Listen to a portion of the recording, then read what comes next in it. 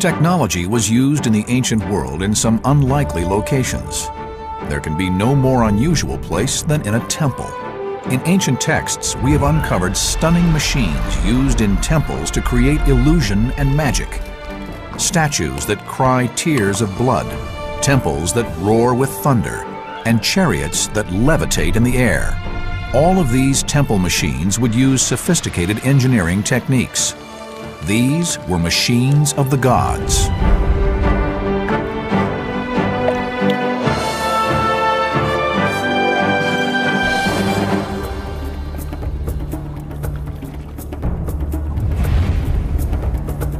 Today, we are accustomed to the magnificence of the temples of the ancients and the gods that inhabited them. But it is only recently that the engineering marvels of the temple and its religious ceremonies are becoming known. What the ancient manuscripts now reveal might cause us to rethink everything we thought we knew about the ancient world. We know from a whole host of references the diversity and the range of machines that were invented in the ancient world for all sorts of purposes. The priests of this time were almost like magicians or conjurers, and they would manipulate the worshippers and they would generate an atmosphere. As these various mechanical devices came into operation, it would be the sort of peak of the particular rite of worship. More than 2,000 years ago, religion played an incredibly important role in society. Crowds flocked to their local temples, but not for spiritual comfort. The temples were places to go and be scared, and the priests were there to scare, to invoke a sense of awe, to play upon the hairs on the back of your neck. And to make sure the followers of a god were suitably awestruck, the priests made use of the most complex technical tricks that the greatest minds of the ancient world could devise. One of those minds was Heron of Alexandria, who would devise an amazing array of intricate and elaborate machines. Heron of Alexandria wrote many books. One of his most famous is the Pneumatica. And pneumatics is all about the way in which air and gas can be used to move objects, that were designed to surprise and give the impression of magic to the temple goer. Only now are we beginning to understand the complex engineering systems Heron used. One really good example of Heron of Alexandria's work is the horse with a knife in its throat drinking while it's watched by a cherub-type being. It was one of the most famous and celebrated machines and was known as number 78. It was an altarpiece used by the priests to show the worshippers that the gods were present. It is so complicated that it's baffled engineers and scientists even today. But basically, as the knife cut through the head of the horse, it interlocked with a series of cogs and gears. You have to imagine the actual head being connected to the body via a pipe, but this was a telescopic pipe.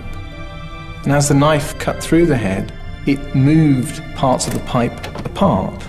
And when it passed through, it moved more gears, which moved the two parts of the pipe back together again. The horse would also appear to magically drink from the priest's hand. The cherub looks at the horse angrily and it does nothing. And then when the cherub is turned around by a person, the horse begins to drink. Underneath the cherub, there's a long tube, and that long tube has a hole in it. And there's another tube on top of that. So when you turn the cherub around, it exposes the hole, and water pours out through the cherub and down into a vat underneath.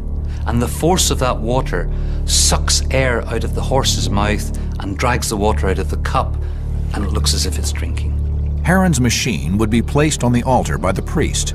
By using its complex technology, the automated machine would create a powerful and awe-inspiring illusion that the gods had acted, that they had performed the impossible.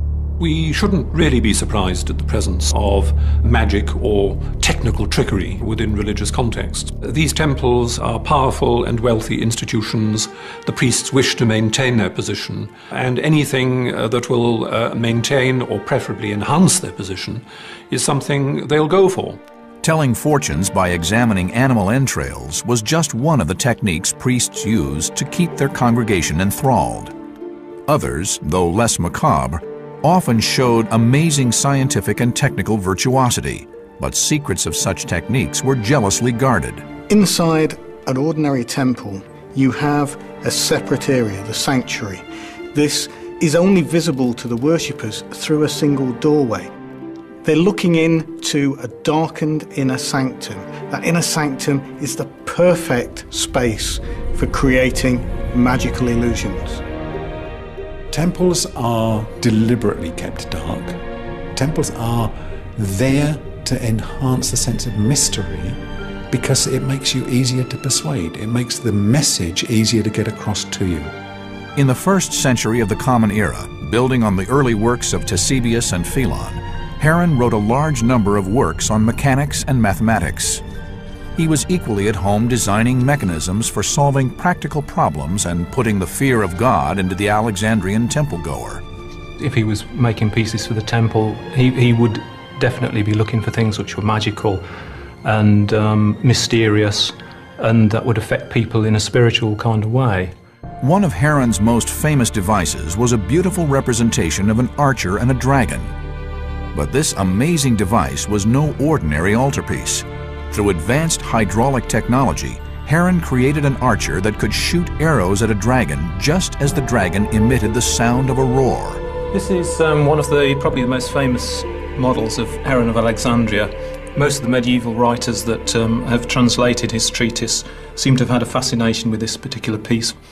The story is loosely based on the labours of Heracles, who in the guise of an archer is firing an arrow at the dragon Ladon to kill him so he can claim the golden apples of the Hesperides. This machine actually uses water pressure to create sound. This is the internal mechanism of the archer piece. The pneumatic section consists of 2 vessels, an upper vessel which contains water and a lower vessel which is sealed. In the middle of the top vessel is a conical valve which, when lifted, allows the water to rush from the top vessel to the bottom vessel. As the level of water rises in the bottom vessel, there's nowhere for the air to go other than through this little pipe here, which then leads through the dragon to its mouth, and the compressed air actually blows the reed in the dragon's mouth, producing the sound. Brilliantly, the actor raising the golden apple triggers both the firing of the archer's arrow and the water-driven mechanism. By using the movement of water through valves, the air which is produced causes the dragon to groan in pain. It was certainly no accident that Heron found a ready market for his inventions in Alexandria. Ever since it was founded by Alexander the Great, Alexandria was a cosmopolitan city, a melting pot of the Eastern Mediterranean. Alexandria was East meets West. The ancient traditions of Egypt met the new flourishing Greek world. So Greek mathematicians, scientists, engineers, academics in all fields were able to feed off that ancient knowledge that existed in the temples of Egypt. It was never considered as being an Egyptian city, because Egyptians, they did not like the Mediterranean Sea. They rather founded their cities on the River Nile.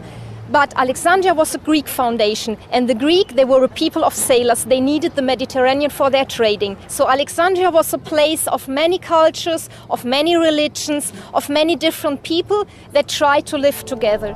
For a priest in Alexandria, life was a comparative rat race, where the ultimate prize, a packed temple full of eager worshippers, going to those with the most awe-inspiring gadgetry.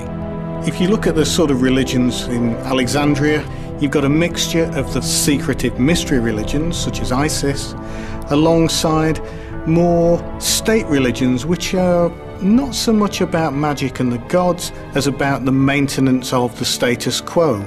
Alexandria had many strange and competing religions, but in order to try to create a powerful uniting force, the heir to Alexander the Great promoted one religion over all others, led by a fearsome god. He was known as Serapis, and his cult combined elements of both Greek and Egyptian religions. Ancient texts tell of the bizarre mechanisms which were used by the priests in Serapis's temple in Alexandria. In particular, one mechanism continues to astonish today's modern world. Amazingly, ancient writers describe a chariot that seems to fly through the air on its own as if by magic. How could ancient inventors have conquered gravity 2,000 years before our time? What was at play in the temple? And how did ancient inventors really create the wondrous mystery inside? Ancient Alexandria was a city famed for its library, where all the most important books of antiquity were held. Texts on science, mechanics, art, and philosophy were collected and studied by Alexandria's inventors and engineers. They knew the Greek secrets and used scientific laws to build magnificent temple mechanisms to evoke the gods. But could they have harnessed forces that we would not have believed possible? Perhaps the most extraordinary story of temple machinery from Alexandria came from the Serapeum, the temple founded by Ptolemy I in honor of the god Serapis. The Serapeum at Alexandria was one of the great temples of the Mediterranean world. It lasted well into the Roman Empire and indeed survived until its destruction in or about 391 by the Christians. The Temple of Serapis was a place of great spectacle. The Serapeum was the biggest and the most famous temple in antique Alexandria. And unfortunately today there's not many remains. The only monument that is still standing on this site is the column that you see behind me. It's called the Pompey's Pillar. It was erected in Roman times. But long before Pompey's Pillar was erected beside the Serapeum, stories were circulating about extraordinary phenomena occurring there. These accounts have found their way into books of the early Greek and Roman historians. One in particular is stunning. It describes an iron chariot actually flying through the air. There is a tradition preserved in 4th and 5th century writers which speaks of the exploitation of the magnetic power of magnetite to create uncanny experiences in the temple. There's also talk in the writings of the Bishop of Carthage, Quodvald Deus, to the effect that an iron chariot could also be suspended in the same way. Ancient automata expert Richard Windley is confident that the inventors of Alexandria understood magnetism. But a floating chariot? Basically, the assumption is that the chariot was made of some sort of iron or ferrous material, and an enormous piece of lodestone would be hidden in the ceiling above, causing the chariot to effectively be suspended magically in the air with no apparent means of support. In Athens, the Greek historian Ioannis Arvanitis became fascinated by these amazing stories. To my mind, this was interesting but a little bit strange. A chariot in the middle of a temple floating in the air made no sense. Arvanitis searched in early Greek writings and discovered 3 separate references to this astonishing flying chariot. And he realized it referred to the god Serapis, who was equivalent to Apollo, the Greek god of the sun.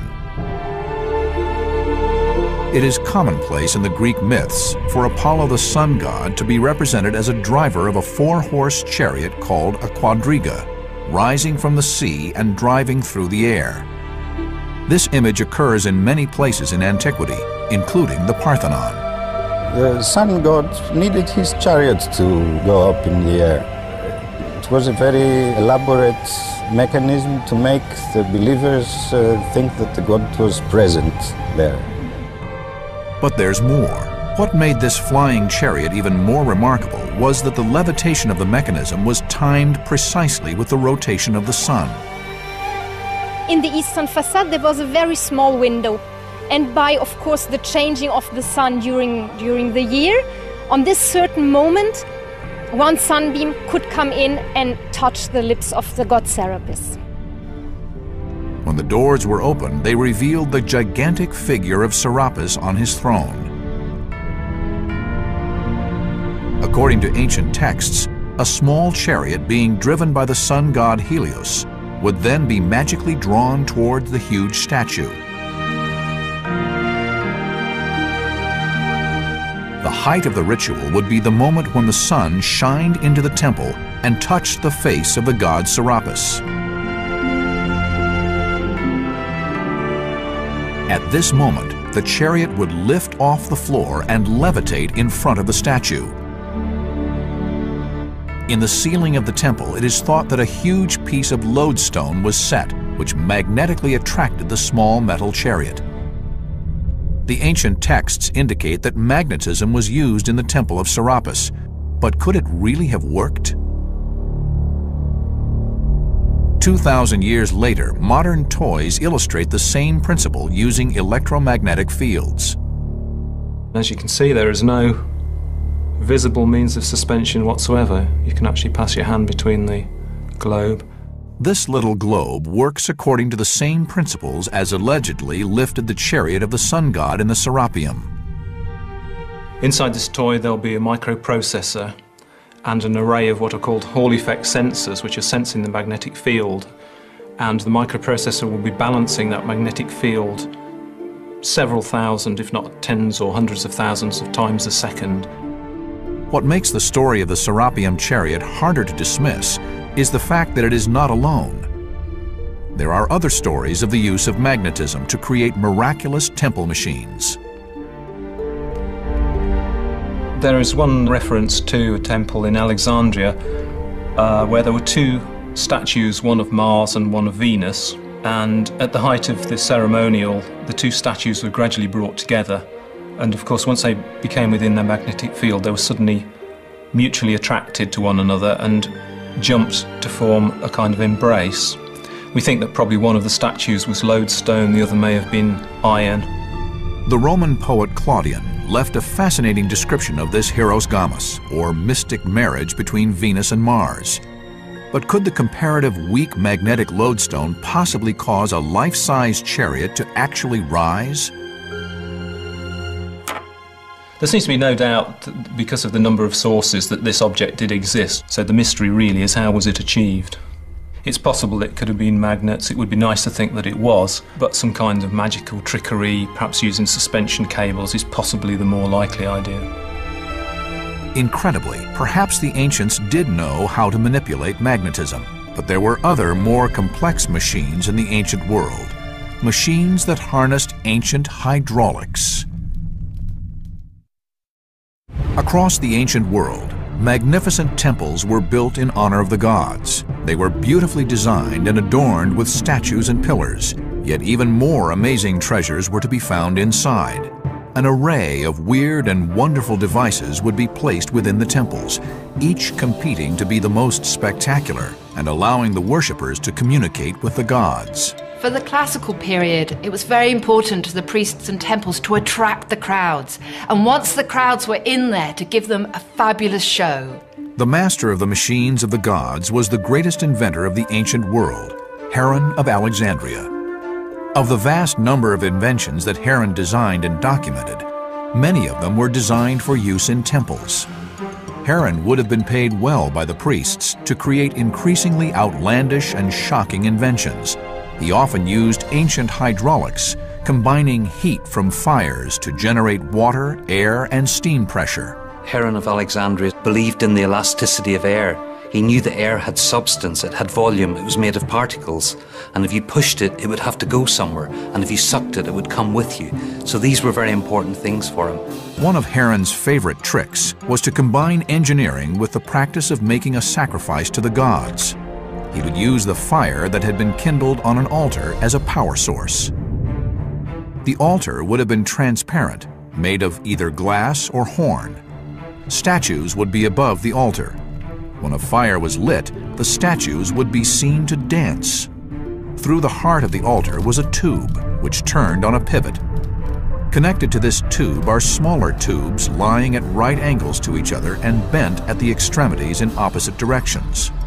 When the sacrifice is kindled, the air growing hot will pass through the tube and will be forced out through the large tube and into the smaller tubes. The air, working like steam power, would create enough force to cause the tube and the dancing figures to revolve. When the altar flames started to die down, the dancing figures would slow and finally come to a halt. Heron's altar with its moving figures would cause him to become a sensation in the ancient world and sought out by every priest in Alexandria. Many of his devices and inventions moved statues, and as a consequence they could be used by the religious priests of the time to convince the people that came to the temples that the gods really existed. And once worshippers went into the temple, they would have to pay for certain services like holy water. This would lead Heron to design the first vending machine in history. It was a simple yet ingenious device, and one that would generate vast amounts of money for the temple priests. A worshipper would place a bronze coin into the machine's slot, and in return would receive a small amount of holy water for the ritual washing of the face and hands before entering the temple. The coin fell into a small pan that hung from one end of a delicately balanced beam. Its weight depressed one end of the beam, thus raising the other end, which opened a valve and allowed the holy water to flow out. I should have thought that the priests would have leapt at the chance to use such an expert at things mechanical as Heron. The man was clearly a mechanical genius. There were all sorts of things that he was capable of doing, things well beyond the ken of the vast majority of people, including the priests themselves. And they simply placed their orders, doubtless paid his fee, and got their reward when the faithful came in and did the ooh-ah bit and gave their donations to the temple. In Alexandria, in the early Christian era, we have startling evidence from one of the temple priests of the importance of temple magic. One priest wrote, "We definitely need some striking miracle to advertise our temple. Folk are flocking like sheep after these barbarous new Galilean heresies." Heron, the brilliant scientist and inventor, was only too happy to oblige. Heron was a master engineer. He was a master craftsman. He saw the opportunity and he put it together to the limit of the fabrication methods available to them at the time. For temple worshippers, the magic began as soon as they walked through the door. Sometimes the magic began with the doors themselves.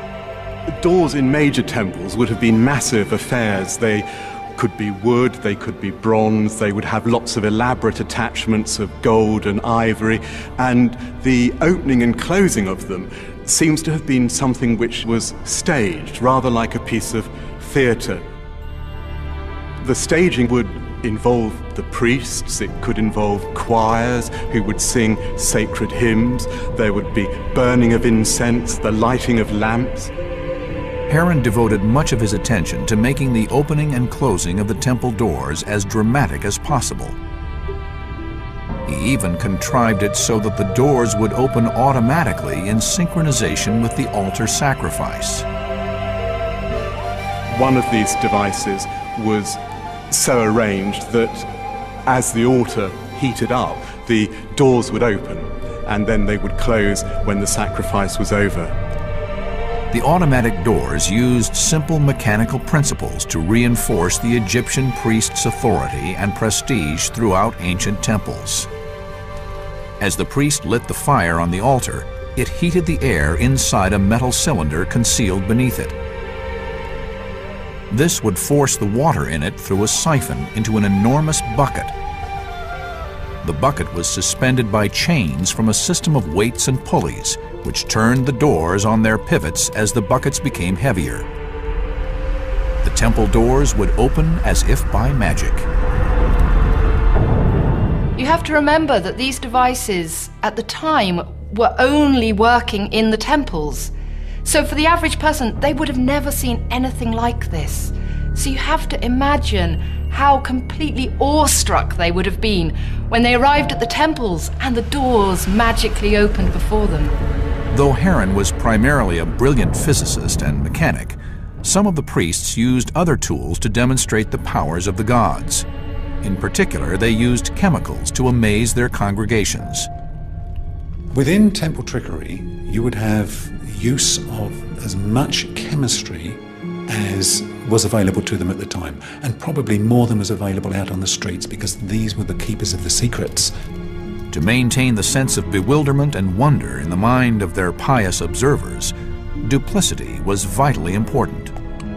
A feature common to a lot of these ancient religions is the fact that they're mystery religions. The worshippers don't really know what's going on. That includes what they're eating and drinking. Food plays a key part in a lot of the rituals. This is a tree bark, logwood. Now, you put this into wine, which the worshippers drink. When they go to pass urine, it looks as though they're passing blood. If you then stop feeding them the tree bark, you've cured them of a debilitating condition. They're cured, they're healed. Power to the priest. In addition to food and drink, the chemical properties of all kinds of common substances would be put to work by a priest anxious to maintain his spell over the congregation. The chemistry is the chemistry of things which can be reduced by fire, and it is things which are available from readily available chemicals such as urine and feces and dung and whatever. Which is useful because that gives you good sources of phosphorus, which glows in the dark, and of things which, when you rehydrate them after the fire, steam or crackle or fizz, something which to an innocent mind would be most impressive. Soon, the field of temples competing for attention became even more crowded. People were flocking to a new cult called the Christians, and priests were forced to call upon ancient inventors to create more ingenious, more powerful devices, devices that would, amazingly, cause temples to roar with thunder and statues to speak. In the classical world, inventors and engineers created spectacular machines to produce ancient visual special effects. Yet they also knew the power of sound would create fear and anticipation in the worshippers. Many devices were used, from the most simple to the most complex, to generate the sound effects for temples. Because a lot of these early religious cults were based around a very theatrical style of worship, almost any device which enhanced that experience would be utilized. This little thing I'm holding is a little model we've made of a rhombus, which is where we get the word rhombus, as in the geometrical shape. It's a very archaic instrument. Most primitive cultures have got variations of this, usually called bull roarers, and in fact the Greeks used to call it the voice of Zeus. The way we operate this device is there's a longish string attached to it, but to make it actually rotate in the air, we've got to give it a little spin. So I'll do that now.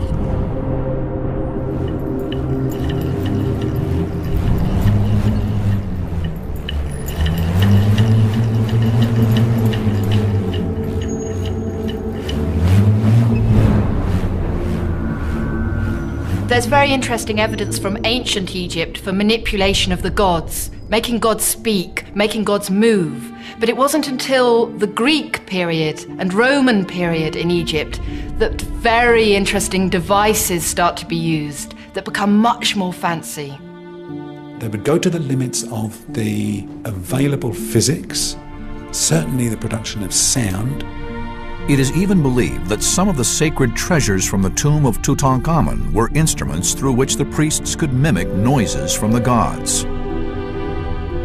There is one very critical ancient historian who reports that the jackal god and the bust of Re Harmachis are both equipped with speaking tubes.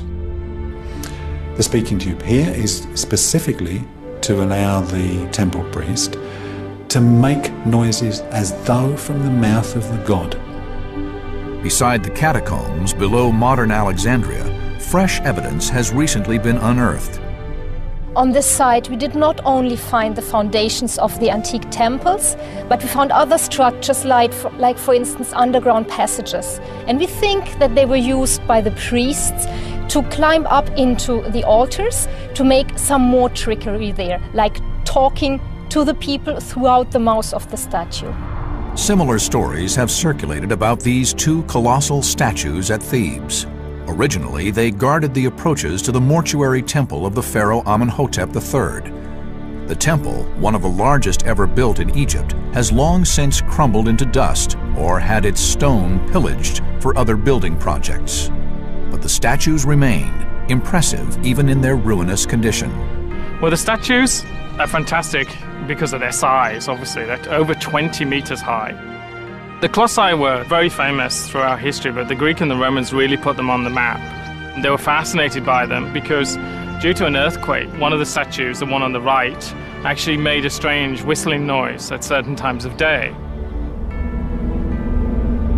A number of theories have been put forward for why what the sound was actually caused by. Some would say it was just the wind actually blowing through the statue. The Greeks were convinced that the god Memnon was actually contacting them, that it was acting as some form of oracle. Hence why the statues ended up with the name, the Colossi of Memnon, and actually were not named after Amenhotep at that point. Incredibly, it is believed that Heron of Alexandria may have collaborated with the priests and inserted such a speaking tube. But there are other examples of moaning statues from antiquity, which also used the power of sound in a mechanical operation. One of the things that keeps cropping up are descriptions of moaning statues. We think these may have been used in temples to create a magical or mysterious effect, and possibly in tombs to prevent interference of grave goods and so on. This particular one is a low relief showing a figure of a gorgon, which is associated with Hades, so a tomb would be fairly appropriate. It works on the familiar displacement of water principle, which was common amongst the Alexandrian school. Basically, we're talking about a vessel filled with water which suddenly siphons into a closed vessel, dispelling the air and blowing some kind of noise-producing device. I'll fill it up now, and hopefully we should get sound.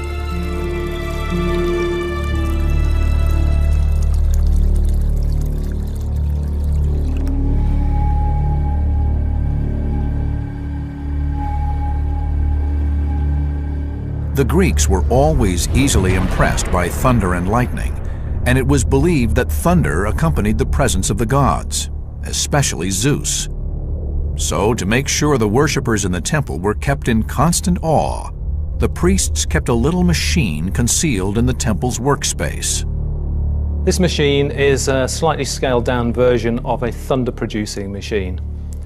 We know that the Alexandrians had thunder machines from drawings and references of Heron. The machine he used consisted of metal balls falling onto a plate. Heron's machine was in fact a scaled-up replica of Phelan's alarm clock.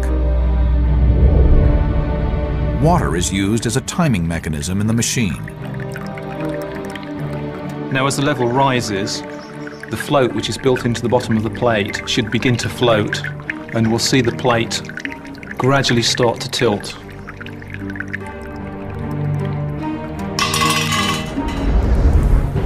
If this machine was sited in the proper position, which would be above the worshippers, perhaps in a ceiling void on a suspended floor, the sound, but also the vibration from the machine, would resonate in the cavity below, and it would produce, presumably, fear, panic, a whole host of different reactions.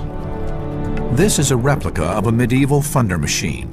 In ancient texts, there are references to similar machines that existed in the ancient world. The wooden box is a tube with a channel running the whole length of it, and within this tube run very heavy metal balls. This is actually an iron ball, and I've deliberately put these little bobbles on the outside to make it clatter more as it rolls. We simply operate the machine by tilting backwards and forwards like a seesaw.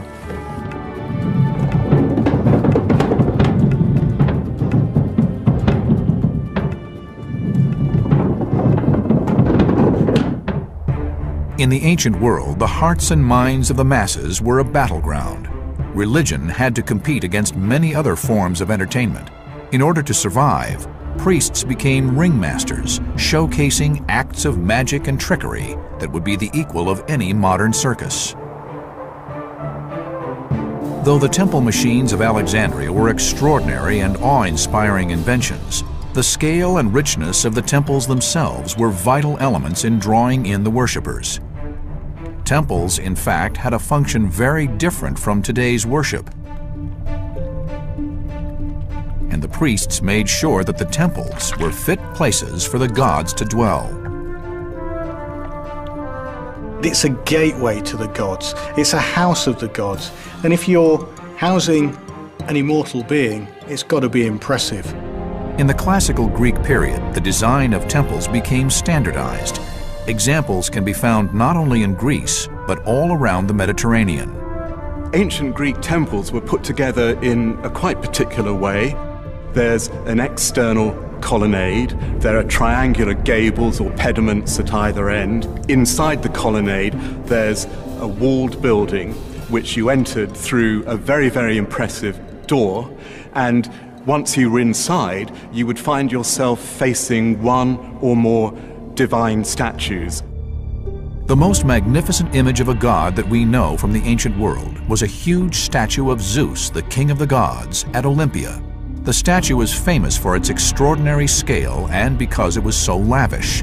It was covered in golden ivory and set with precious stones. The congregation would have been awestruck as it towered over them. Inside the temple, placed in the center, is the very big and very impressive chrysophanton statue of Zeus.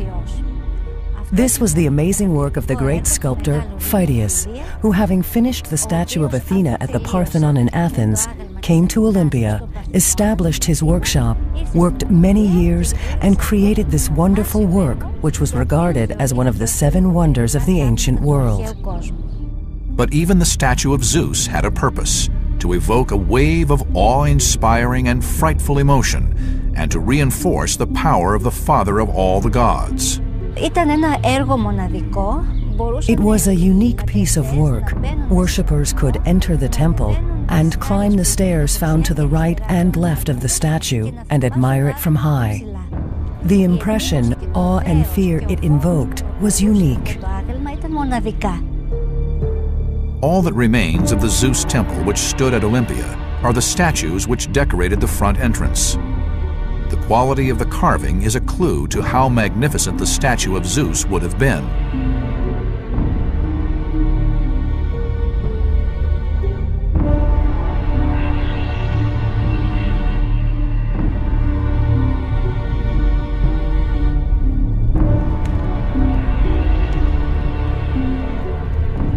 Yet not only could the ancient Greeks create statues of such enormous size and beauty, but they also created statues which shocked and were miraculously moved to tears.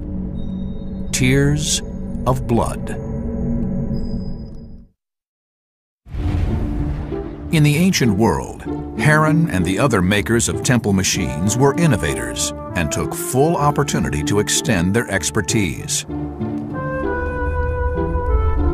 The Alexandrian technologists were all interested in what we would now call physical concepts.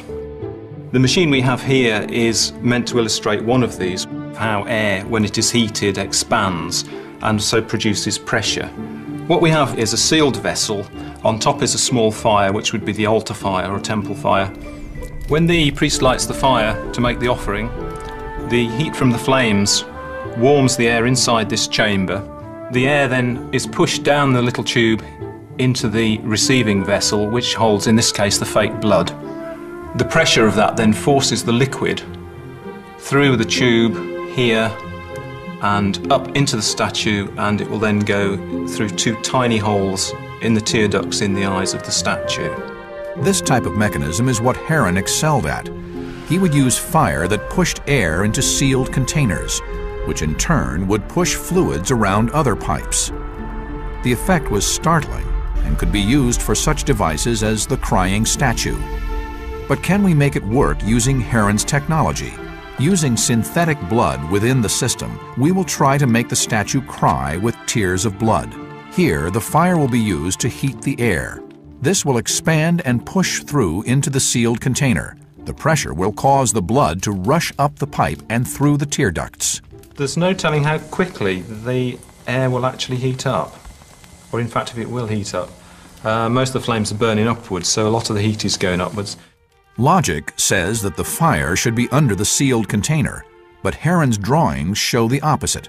The designs clearly show that he intended for the fire to be on top, so the offering could be placed on the fire in full view of the congregation.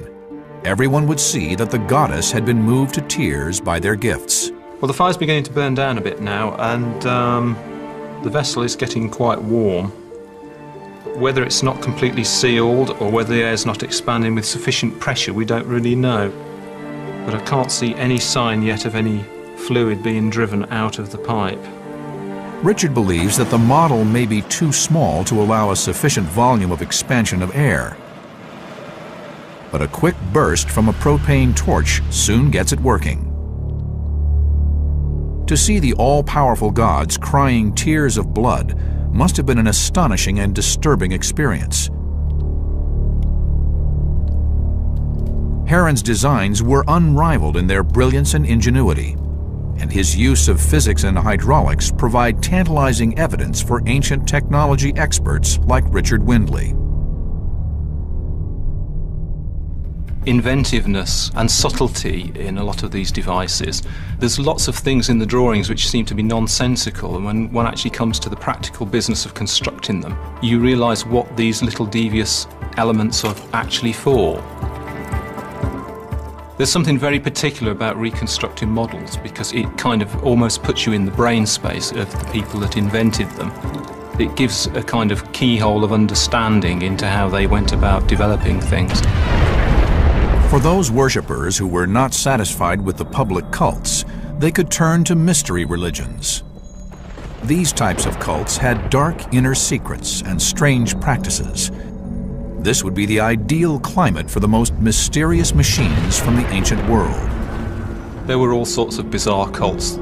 There were cults to all manner of gods and deities, and some of these took the most bizarre forms and rituals. One of the strangest of the cults was probably the cult of Cybele. The cult of the multi-breasted mother goddess Cybele had its origins in Asia Minor. But from the start, the cult of Cybele was associated with mystery, danger, and violence. It didn't help that in around the 9th century BC, when a priest tried to bring the religion to Athens, he was quickly murdered.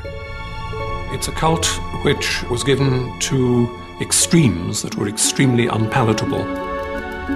We find, for instance, that one of the things that worshippers do is gash their skins so that they run with blood.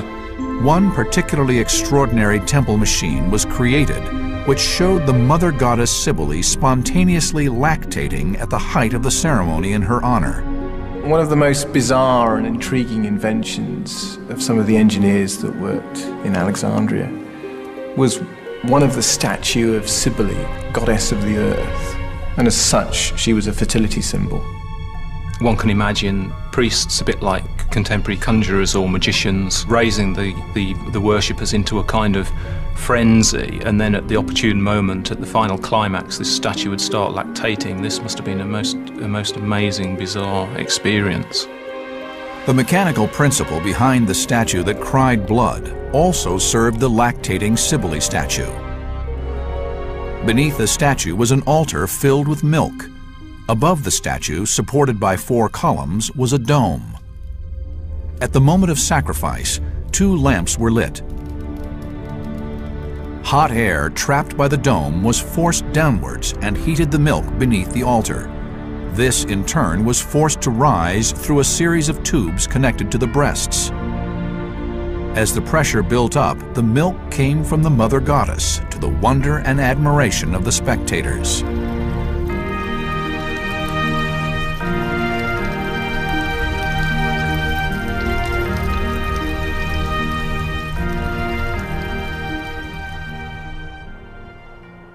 For the first time in over 2,000 years, we have seen how the greatest minds of antiquity would create incredibly complex and awe-inspiring temple machines that would strike fear and terror into the ancient world. We cannot truly appreciate the effects these mechanical inventions must have had on unsuspecting worshippers of the great temple of antiquity, and how they would have been tricked into believing that the gods had spoken or that miracles had been performed. The temples of antiquity were places where the foundations of modern engineering and science were laid. Magnetism, gearing, and the harnessing of air and steam pressure were used to enthrall worshippers and place the temples of the ancient world at the forefront of scientific discovery. These feats of engineering make us take another look at the marvels that were lost to time and rethink our belief that innovation is a modern concept. What more is still to be revealed to us today? What still lies in ancient manuscripts, yet to be discovered?